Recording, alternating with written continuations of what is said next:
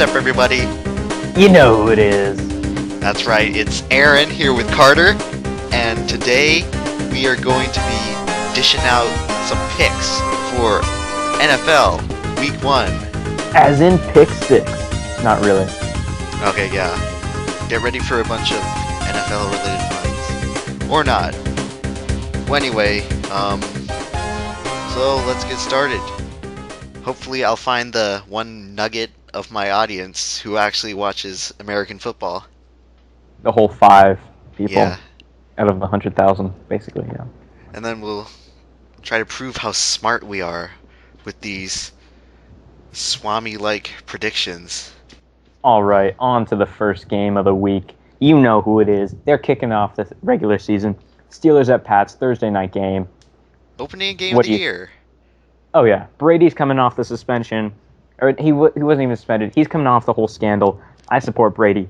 You know he's just going to wreck the Steelers. It's not going to be pretty. Patriots all the way. I also have the Patriots in this game. I think they'll win by more than 2 touchdowns. It's going to be a high-scoring game. They're venting their Don't rage. They've been upset the entire year from off-season distractions. Now they're just going to unleash. They have basically no cornerbacks, though. They have Malcolm Butler, but that's it. They're going to unleash the fury on It will Pittsburgh. be furious. Okay, Colts at Bills. Now, this is a game I see being very close. Probably go to overtime. I give the Colts a slight edge due to Buffalo not really having a settled quarterback. Now, I have to disagree with you here. I'm not saying the Colts will lose. The Colts are going to win. They're going to win big, though. I mean, basically, you can't score big in this league without a real quarterback. And if you're going in with Tyrod Taylor as your starting quarterback, you're in trouble. The guy hasn't even completed 40 career passes. I mean, it's not going to be pretty. Whereas the Colts have Andrew Luck, they've got Philip Dorsett, Dante Moncrief, T.Y. Hilton, and Andre Johnson on that offense. You know, yes, they've had issues with their offensive line. Jack Mewhort hasn't quite panned out, but Costanzo's there. It's going to be a big scoring game for the Colts. They're starting off the season strong. Okay, and now for the dirty diaper game of the week, we have the Browns at the Jets. This matchup is not as bad as you make it seem. The Jets take this one not because their offense is superior, but because their defense is. You've got on that defensive line alone, you've got Damon Harrison, you've got Leonard Williams, Sheldon Richardson, and Muhammad Wilkerson. Now, that's a 3-4 defense, so Leonard Williams will probably be backing up Richardson at the end spot. But, I mean, that's an insane defensive line there. You've got Calvin Pace as an outside linebacker. You've got Demario Davis as an inside linebacker. You've got Cromartie and Revis as cornerbacks. You're looking at a pretty decent 3-4 team there. Okay, well, I got the Browns winning this game just because the Jets are so completely inept and dysfunctional as an organization. I'm not denying it. I'm not denying that. That is true. But they're just barely more inept than Cleveland. So I give Cleveland this game. And I'm predicting this game will have more defensive touchdowns than offensive touchdowns. I agree with that. I'll agree with that. Okay, now, Panthers at Jaguars. Panthers at the Jaguars. So we may be a bit more favorable towards the Jags because they're the hometown team for us. But I got the Jags winning this game. Same here. I'm going to try to be impartial in the coming weeks, but I genuinely see them getting the win against this Panthers team. Though the Panthers were a playoff team last year, keep in mind they made the playoffs with 7 wins in the worst division in a long time in the NFL. Yes. And, I mean, Ted Ginn Jr. is going to be one of their 2 starting wide receivers. Ted Ginn Jr. Philly Brown is the other starting receiver. Yes, they've got Greg Olsen as the tight end there, but he's getting up there in age. Their offensive line is a bit deteriorated. You know, Jordan Gross is no longer there to anchor the left tackle spot. I just don't see Cam Newton be able to do anything. And Jonathan Stewart is also going to be the starting running back. It's not going to be pretty. Jaguars take the win, even though their cornerbacks are not fantastic. The Jags just take this one. It's going to be an offensive explosion for the Jags. Okay. Green Bay Packers at Chicago Bears. I see the Packers winning this easily. Same. Because they're trying to avenge their collapse in the NFC Championship game when, really, in all honesty, they were the better team in that game. Hmm. But Chicago, they're fixing to not have a good season. A lot of questions at the quarterback position with Cutler. Like every Packers year. also, they've been stinking at home games lately. They lost Or Brandon Marshall in their receiving core. That really only leaves Alshon Jeffrey. We haven't seen great longevity out of Alshon Jeffrey yet. He hasn't quite lived up to a first round pedigree. We really need to see some more out of him. And he'll really take the command of this receiving core this year. I so mean, yeah, I it's think really him. Green Bay wins this game by 2 touchdowns at least. I agree. Chiefs at Texans, and this seems like a more intriguing matchup. I got the Chiefs because once again, Texans really have no QB. It's not just that they have no QB. I have to agree with you. The Chiefs are going to win this, but they also have no running back. Arian Foster's gone. He's injured. He'll be out for at least 4 to 5 weeks at this point. I mean, Alfred Blue can't fill that void, and I mean, Hoyer's not going to be. He's not going to take you to the playoffs, honestly, I mean, especially if you don't have a running back. as great of a player J.J. Watt is, when he's your leading touchdown scorer on the team, something's not right. Honestly, they should just let him play They quarterback. just let him Just play every position. yes. I mean, Cl- he can't go wrong. You can't Clone go wrong with J.J. him. Watt 10 more times. Or Exactly. actually, 21 more times and have him play every position. Exactly. And they'll There you probably go. be a better team than the Texans have now. Okay, Dolphins at Redskins. Now, I see the Dolphins as they're just an all-around better team than the Redskins in every aspect. They I should have win to this agree. game easily. I mean, after finally admitting basically that the Redskins had the worst trade in NFL history, trading 3 first-round picks and a second-round pick to move up to draft RG3 and they really admitted that they messed up by benching him at this point and starting Kirk Cousins over him. I don't know what they're going to do. Their offensive line is pretty suspect. Trent Williams is decent, but I don't know about the rest of it. They lost to Rakpo in free agency. D'Angelo Hall is getting up there in age. I don't see their offense or defense being able to stop this Dolphins offense or defense. Okay, Seahawks at Rams. Now, I think this is going to be a closer game. The Rams are a much better team than a lot of people give them credit for. They're That's probably past few years they've been the best last place team, I just agree. out of playing in the toughest division. Um, but I think the Seahawks edge them out here.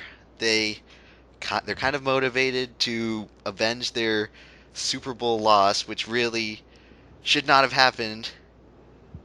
They've been seeing that one Malcolm Butler interception replayed the entire offseason, and I think they're sick of it. They're gonna unleash their rage in this game, but Rams aren't gonna go down so easily. I agree. I see the Seahawks as overrated at this point. You've seen the deterioration of their offensive line. They've lost some guys. Their defense has just fallen apart. Honestly, they've lost Brandon Browner, Byron Maxwell, and a lot of their defense is beginning to deteriorate. We don't know if Cam Chancellor is going to even be in there. Where's Earl Thomas at? Who knows? It's just it's not what it used to be. The Legion of Boom has really been dismembered, and their defense and offense are just not where they need to be able to repeat what they've been doing the last 2 or 3 years. Okay, Lions at Chargers. This is another game I see as being close. I give San Diego the edge because they're at home. Wow, this is interesting. We have a disagreement for the first time today. Well, I also picked the Browns when you picked the Jets, but That's actually true. that's in the dirty diaper game. Well, I have to say the Lions here. I mean, the Lions have Haloti Nada, Ziggy Ansah on defense.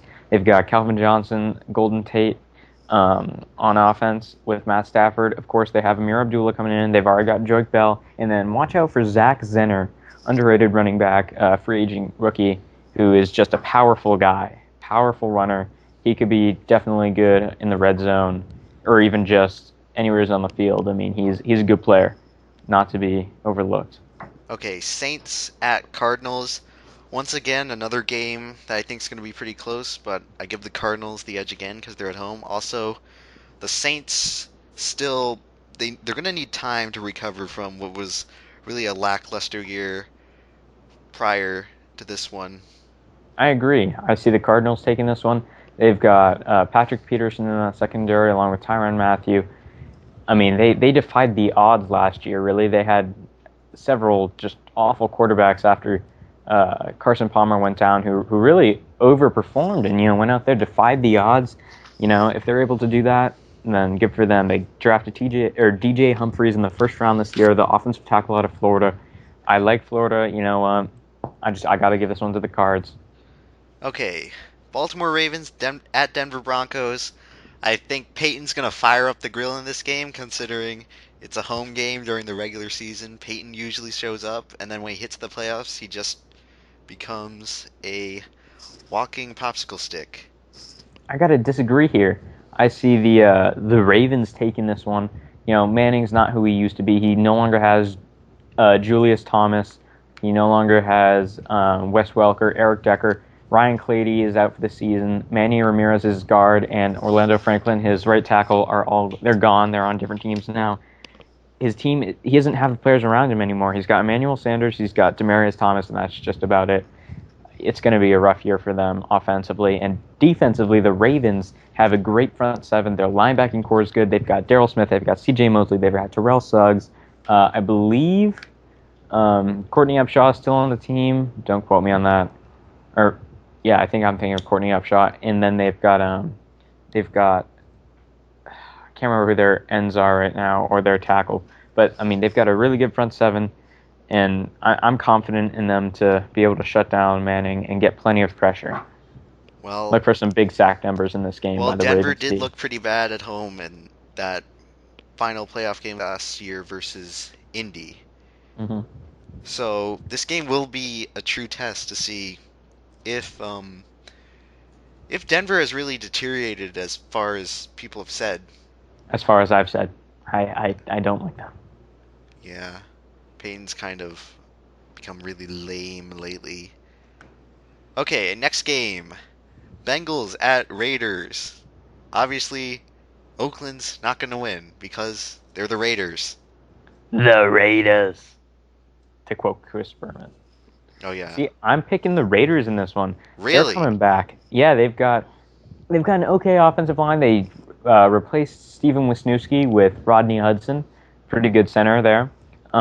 They've got Latavius Murray at running back, a guy I like at least decently well. They've got Amari Cooper out there. I mean, they've got Derek Carr. Defensively, they've got possibly the best young defense player in the league right now, Khalil Mack. They've got Tuck out there.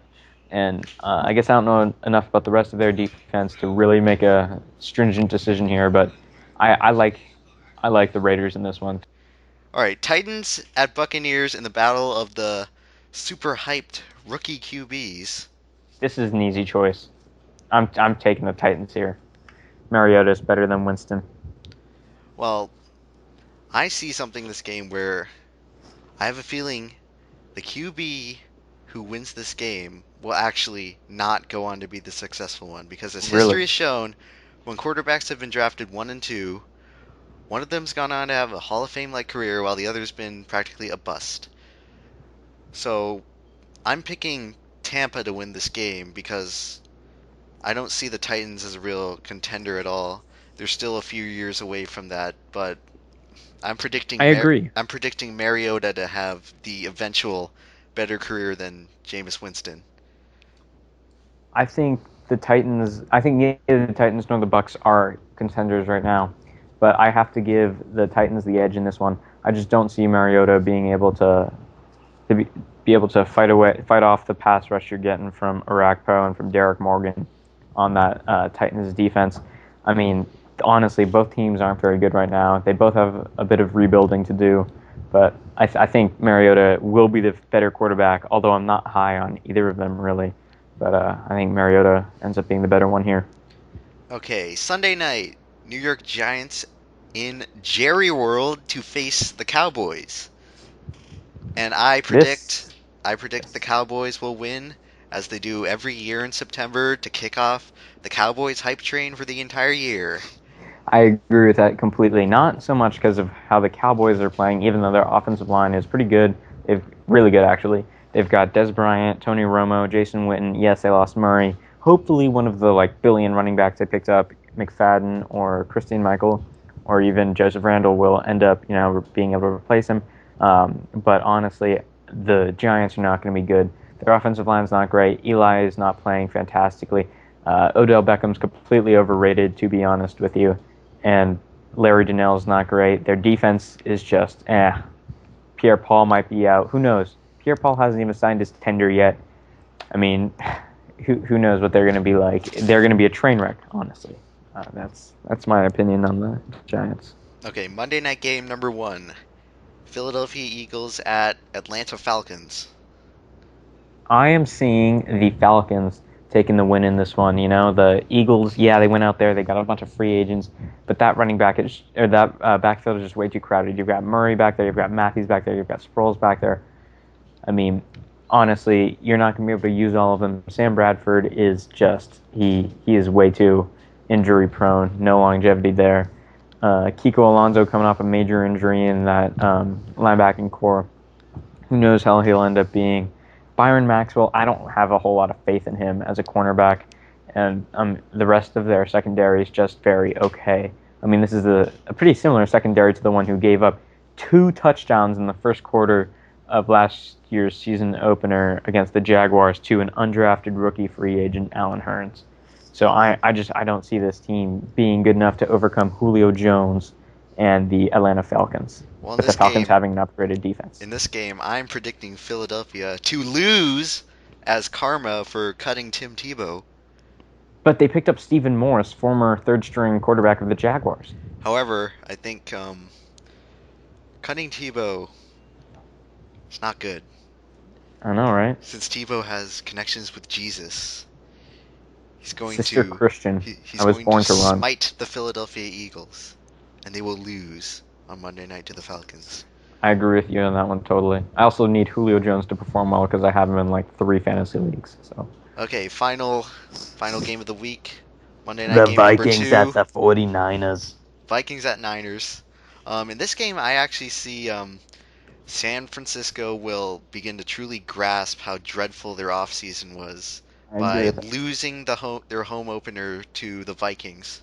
I agree with that. It's not so much as the Vikings are good as the 49ers are bad. Honestly, they have just had an awful offseason, mainly just, chance. You see Patrick Willis retire, you see Chris Borland retire, Navarro Bowman's coming off a serious injury, Aldon Smith gets cut because he's got some serious drug issues going on, Justin Smith retires, Ray McDonald is released following some serious domestic abuse allegations.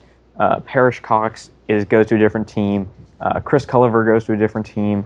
You've got Dante Whitner, who left a year ago. Offensively, Kaepernick has not looked great. Their left guard, what's his name, Mike Iupati, left to go to the Cardinals. And, I mean, yes, Jared Haynes looks great, but you can't build a team of Jared Haynes. And he may not even be a huge factor in the running back situation. They've still got Reggie Bush. Who knows how Reggie Bush is going to be? It's not going to be pretty this year for the 49ers, to be honest.